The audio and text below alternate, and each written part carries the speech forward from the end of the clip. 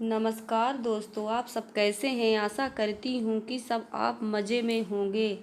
शिवलिंग पर क्या चढ़ाएं क्या ना चढ़ाएं, उसी के बारे में मैं आप सबको बताने वाली हूँ, तो आप लोग भी ध्यान से सुनिएगा। जिसे चावल चढ़ाते हैं शिवलिंग पर, तो चावल चढ़ाने से धन संपदा की प्राप्ति होती है, इसलिए शिवलिंग पर चावल अवश्य चढ़ाएं। दूसरा है, तिल चढ़ाने से समस्त पाप नष्ट होते हैं, तो शिवलिंग पर अवश्य ही तिल चढ़ाएं। शिवलिंग पर जौ चढ़ाने से लंबे समय से चल रही परेशानी दूर होती है और जीवन में खुशहाली आती है, तो हमें शिवलिंग पर जौ अवश्य चढ़ाएं। गेहूं चढ़ाने से सहयोग पुत्र की प्राप्ति होती है, तो शिवलिंग पर गेहूं अवश्य चढ़ाएं। जल चढ़ाने से हमारे समस्त कष्ट दूर होते हैं। घर का जल होना चाहिए, घर से ही जल ले जाकर चढ़ाएं। दूध चढ़ाने से आपके घर के समस्त रोग दूर होते हैं और बच्चे का मस्तिष्क भी तेज होता है और बच्चे पढ़ने में भी तेज होते हैं, इसीलिए हमें दूध शिवलिंग पर अवश्य चढ़ाएं। देसी गाय का दूध होना चाहिए, चाहे थोड़ा सा ही हो। गन्ने का रस चढ़ाने से जीवन में खुशहाली आती है अथवा सांसारिक सुखों की प्राप्ति होती है, इसलिए शिवलिंग पर गन्ने का रस अवश्य चढ़ाएं। गंगा जल चढ़ाने से मोक्ष की प्राप्ति होती है, तो शिवलिंग पर थोड़ा सा ही गंगा जल चढ़ाएं, पर अवश्य चढ़ाएं। शंकर भगवान के ऊपर काली मिर्च चढ़ाने से शत्रु का नाश होता है और सुख समृद्धि घर में आती है। शिवलिंग पर मरीच अवश्य चढ़ाएं। शिवलिंग पर पंचामृत चढ़ाने का फल।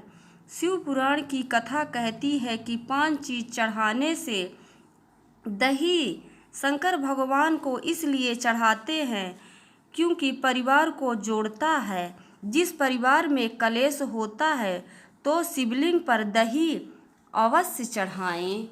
शहद चढ़ाने से घर में चिड़चिड़ी प्रवृत्ति को खत्म करता है, इसलिए शिवलिंग पर शहद हमें चढ़ाना चाहिए। घी रोग को समाप्त करता है, शिवलिंग पर घी अवश्य चढ़ाएं। मिष्ठान, घर में लक्ष्मी आकर अगर जा रही है तो शक्कर मिष्ठान समर्पित करने से घर में लक्ष्मी आती है। पंचामृत स्नान के भाव से शिव पुराण की कथा कहती है कि शिवलिंग पर 5 चीज़ अवश्य चढ़ाएं, जैसे कि दूध, दही, शहद, शक्कर, गंगा जल, तो शिवलिंग पर अवश्य ही चढ़ाएं।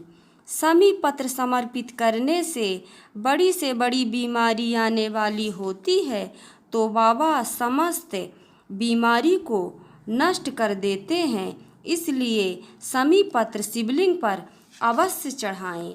बेल पत्र शिवलिंग पर अवश्य चढ़ाएं, लेकिन सोमवार को बेल पत्र कभी नहीं तोड़ा जाता है, इसीलिए संडे को हमें बेल पत्र तोड़ के रख लेना चाहिए। जितना चाहिए उतना संडे को ही तोड़ के रख ले। सोमवार के दिन बेल पत्र भूल के भी कभी मत तोड़ें। बेलपत्र शिवलिंग पर चढ़ाने से बेलपत्र हमारे 3 जन्म पापों को नष्ट करता है। शिवलिंग पर बेलपत्र अवश्य ही चढ़ाएं। सावन के महीने में 108 चीज़ कुछ भी चढ़ाएं, जैसे चावल है, चावल चढ़ाएं पर चावल टूटे नहीं होने चाहिए।